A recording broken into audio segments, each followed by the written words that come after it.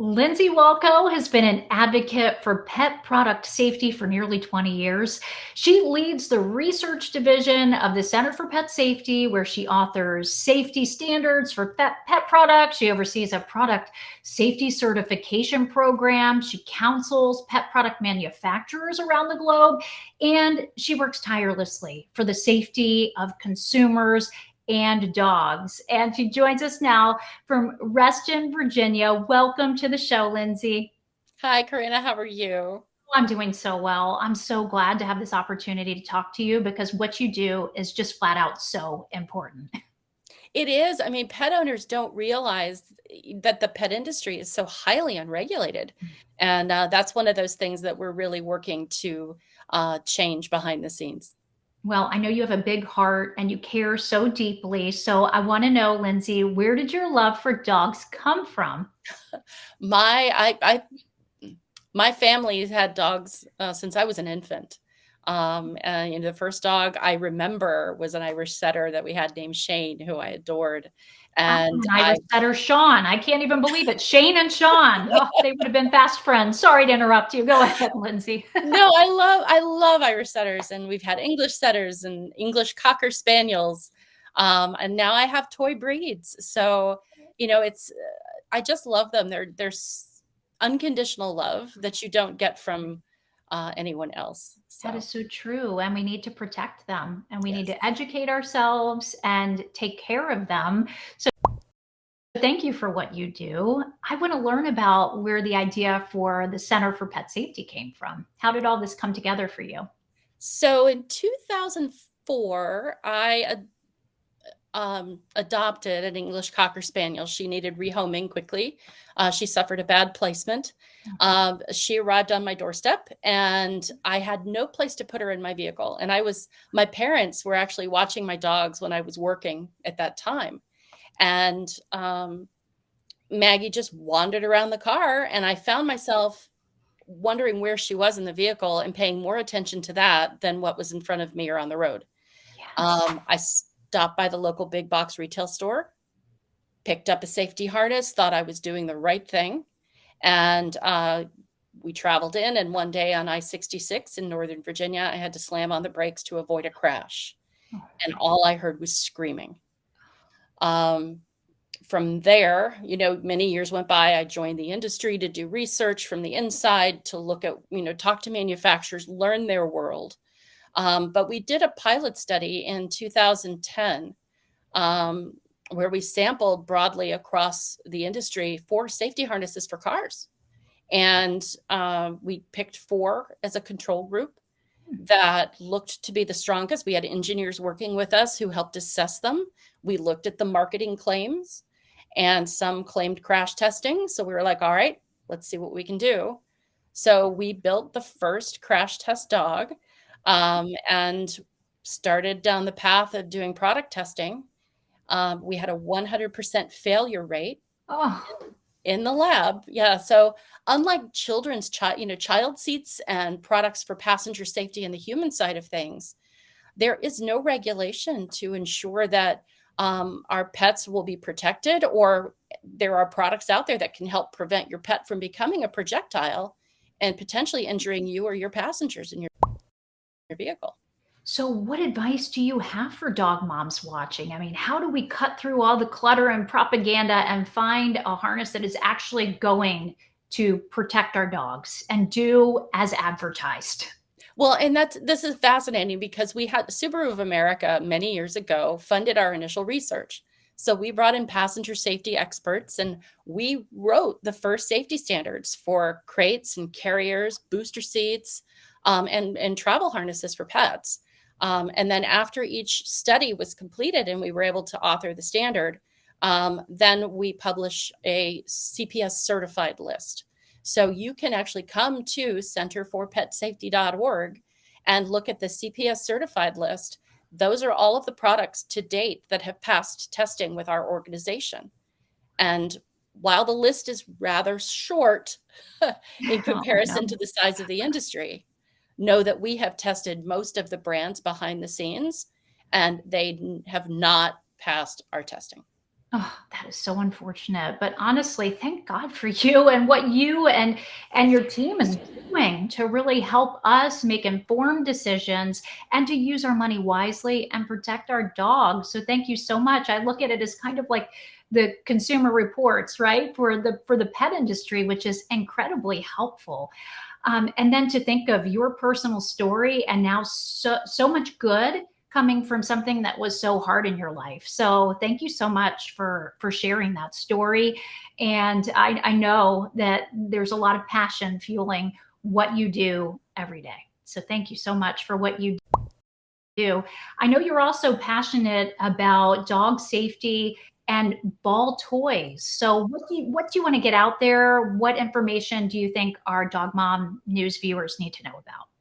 Well, we hear from pet owners around the globe. They contact us to report incidents when a pet product injures or worse, hurts their pet. Oh, Um, so we have collected quite a list of products or types of products that have caused incidents over time. And we had a flurry of reports come in, was it last year or the year before, where suddenly we were receiving all of these reports of balls choking dogs. So, the okay. dog catches the ball and that somehow the ball lands in the back of the throat. Oh, And they're very difficult to extract. You do mm, not have a lot of time.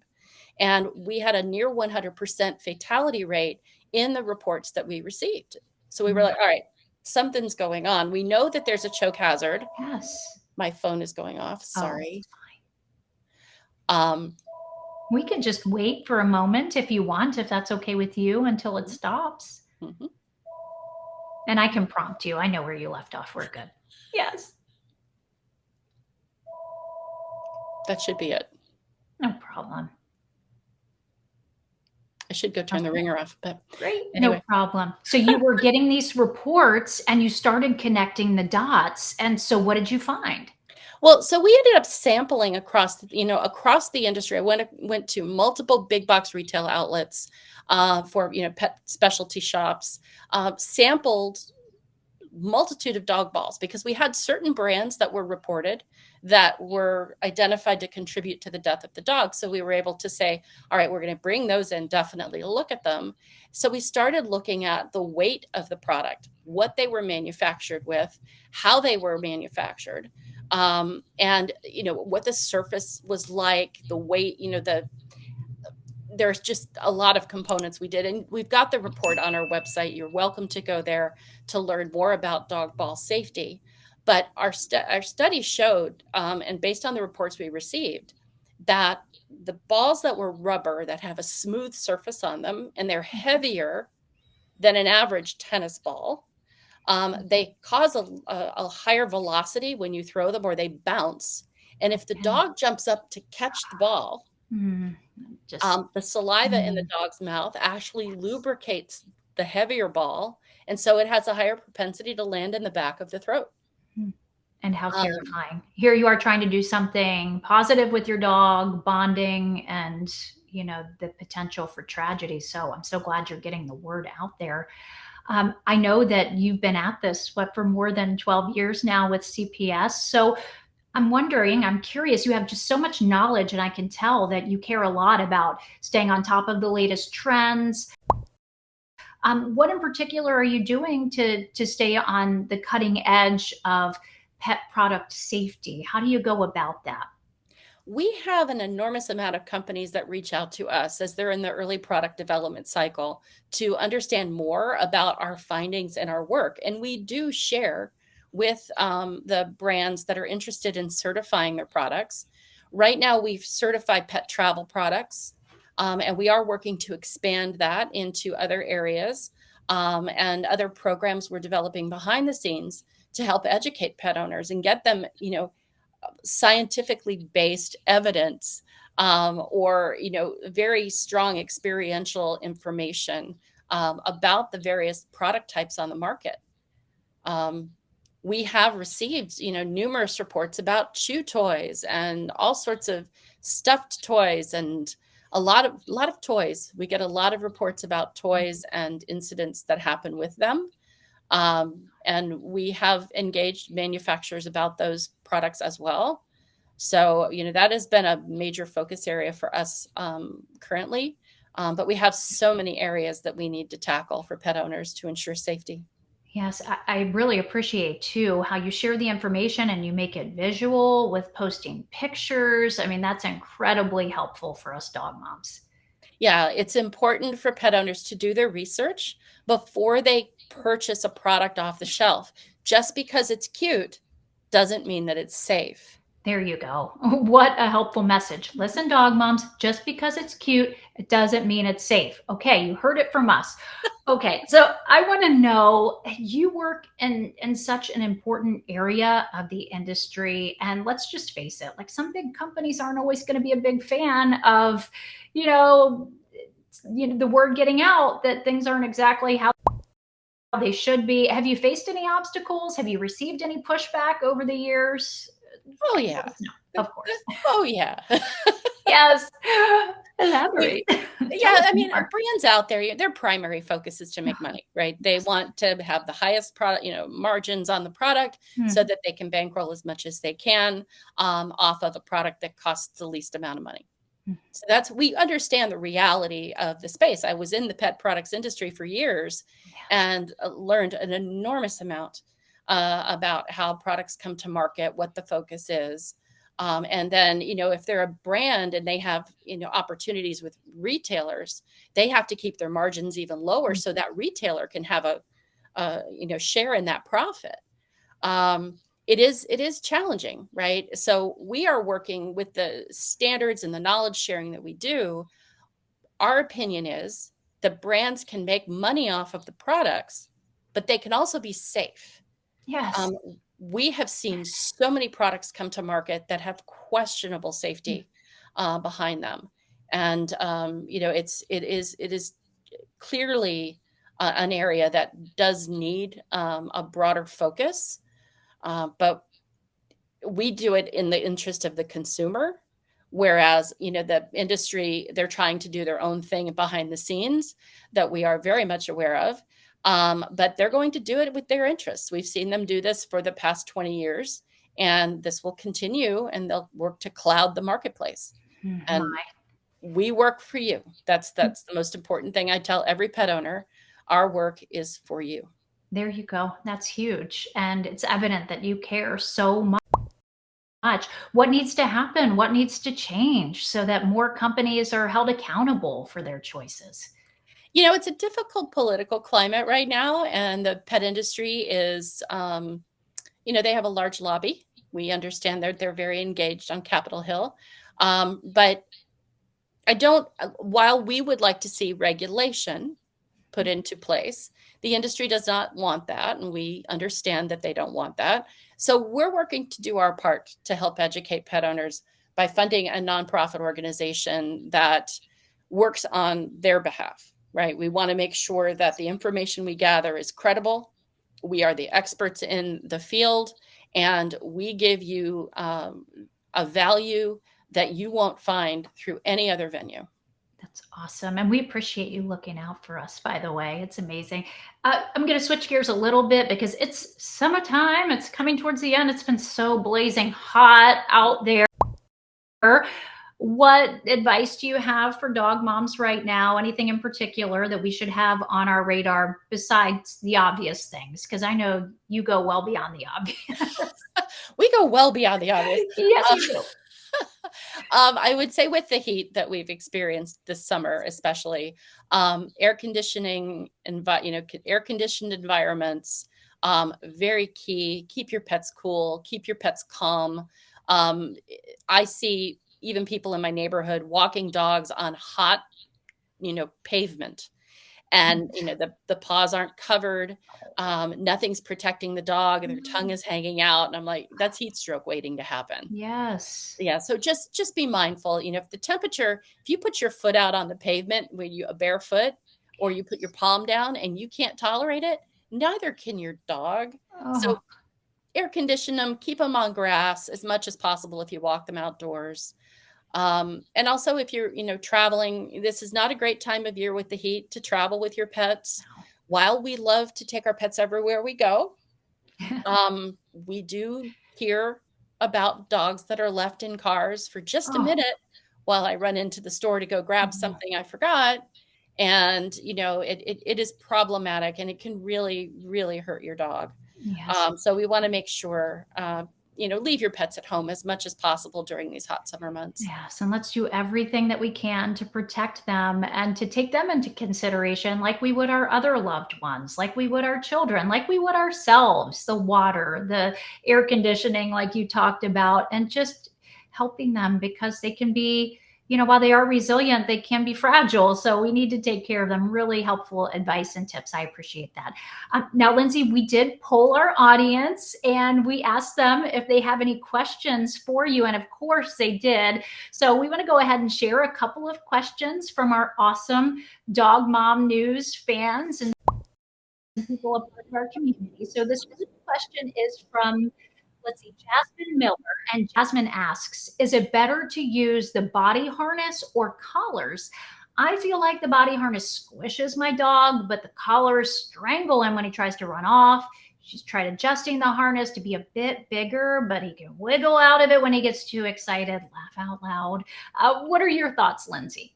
Okay, so it really depends on the temperament of the dog, and sometimes the breed of the dog, because I have personally had dogs that have airway trouble. So a collar was not great for them. So it really depends on the breed of her dog. Um, the A collar can work, and I have tips and tricks that we can talk about how to get something to work. There, some folks may not appreciate them as much, but we do have ways to make collars work. But if the dog is pulling excessively, my first suggestion is let's get some training involved, get some basic obedience, understand that the dog needs to understand what they're supposed to do when they're on that leash. Use a collar. We have some ideas about using backup collars if your dog wiggles out of the collar they have. Harnesses, definitely effective, but it really depends on what the dog has been acclimated to through that training process. It's critical for any pet product you use that your pet is acclimated to it. Now, if you are traveling with your pet, so we specialize right now in a lot of travel questions. We do not recommend a standard walking harness or a regular collar to connect your dog if you're traveling in a vehicle. We recommend one of the CPS certified products to use because those have been proven safe to protect the human vehicle occupants and protect your pet. Okay, perfect. Really good to know. All right, we have one more question. This question is from Stephanie Murphy. She says, I'm looking for a safe and effective product I can spray on Lily's paws after walks and being outside. We also give her a dental chew each morning, but I'm noticing that her teeth are getting a little yellow and her breath is pretty terrible. So I'm wondering what kind of products will be good for this. Do you have any input, Lindsey? Yeah, so you don't need a special spray. I will be honest. You can keep a small bucket of clean water by your door and have a towel there. So dip each paw in and dry each paw off. It's very quick and easy, no chemicals. You don't have to worry about any kind of cross contamination or allergy issues. Usually, straight tap water is pretty easy on the dogs. As far as the dental piece, though, if your dog has bad breath and is showing any kind of tartar buildup, I would recommend that you take them to your vet who can do a dental or who does dentals, or to a doggy dentist, because they do have those out there as well, to ensure that there's no underlying medical condition going on or any kind of damage to their gums or their teeth. Make sure that you get those checked out by your vet. That's not something that I think any pet owner should assess on their own. That's really important. It's better to be safe than sorry, right, Yes. Lindsey? Right. Really, really good tips there. Thank you so much. So I know that a lot of dog moms were probably like really taking a lot of notes during our time because you just shared so much helpful information. But I know a lot of them are going to want to keep tabs on what you're doing and will want access to the helpful information that you're putting out there. So how can they best go about doing that? So you can go to centerforpetsafety.org And we have our current website up. It's a little outdated. We're working on a new one. So hopefully that will be published before the end of the year. We'll have tons of information on the new site. And we're very excited about some of the video programs that we're working on behind the scenes. So definitely www.centerforpetsafety.org. Okay, wonderful. Lindsey Wolko, CEO and founder of the Center for Pet Safety. You've been awesome. Thank you so much for joining us tonight. Thanks, Corinna. Have a great night. Thanks so much for watching this Dog Mom News clip. Be sure to like, comment, and subscribe to our YouTube channel for more awesome and informative Dog Mom News content. And while you're at it, ring the bell so that you can find out about more content in real time. You don't want to miss it. Thanks for watching, everyone.